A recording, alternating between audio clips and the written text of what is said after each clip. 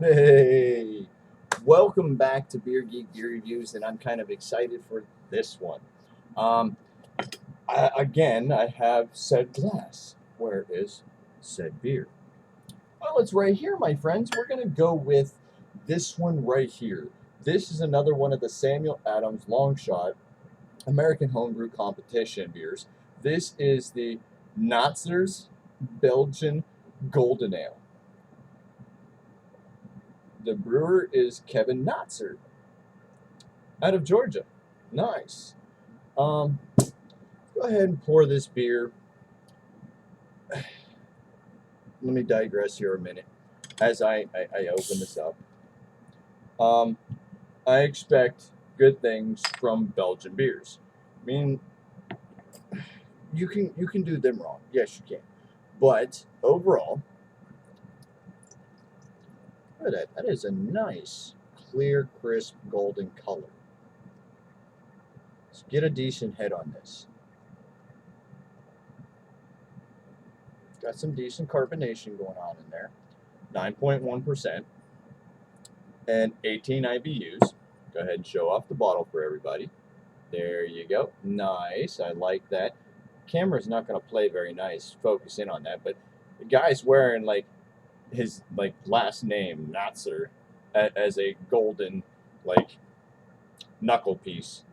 But anyway, yeah, it's kind of whimsical, should I say. Let's go into some of these little tidbit notes. I do want to say that all these beers that I got are good up to September. This one, I would probably say it would have been a little bit longer.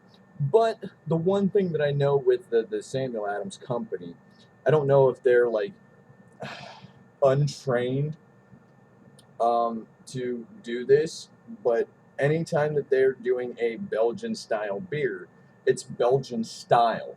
It's not kind of pure Belgian. Because when I get a Belgian beer, I expect a yeast cake at the bottom of the bottle. That tells me, hey, that this is a living beer. I mean, it could still be fermenting in the bottle, but they never they never do. Never. I have yet to have one that has it. But anywho, oh yes, reading. I'm like waiting to enjoy. Anywho, this Belgian golden ale has notes of fruit, clove, and pepper in the aroma, balanced by a substantial note character and clean citrus taste and bitterness from the hops at 9.1 ABV. This beer should be sipped slowly and savored the delicious flavors. Very nice write up. Now, as you can see, very clean. Got some nice carbonation going on in there. Head died down a bit. Let's agitate. Stir. About a finger worth of head. That's good enough.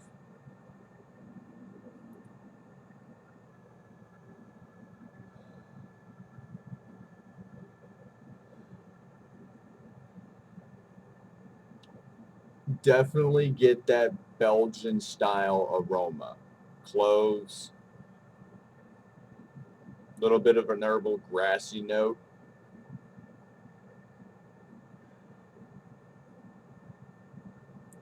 And I would say that peppery note has to be, um, maybe it's from the hops.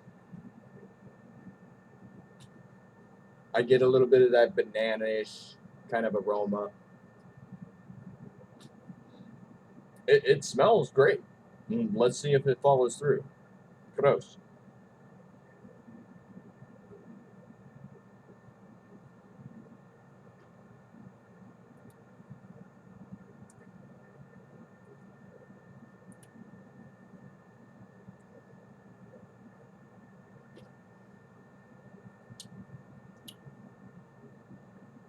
Mm. Let me go back in this.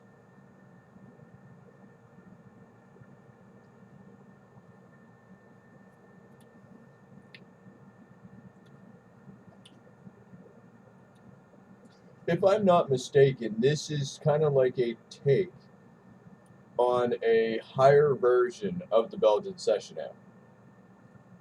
I mean, they represent each other perfectly. You're definitely getting some of that banana, clove, um, grassy herbal hop. Very, very light on the bitterness. Definitely can tell that it's 9%. You'll be able to get a little bit of warming here, which in a big bold like Belgian golden ale, I mean you'd expect that. Um, I'll just call out Duvel right now. Um, it's similar, but this has more of a. I want to say this has something in it. It's something kind of like the nuance that would make me buy something like this over the Duvel. Um, I don't know why. I mean, there's just something here that's catching me. Maybe it's that peppery note that they're talking about. Um, but overall, I mean, it's a general stylistic beer. Um, I would have probably added in maybe it's the glass. I won't digress against that. But I would have probably carbonated a bit more. Um, hmm.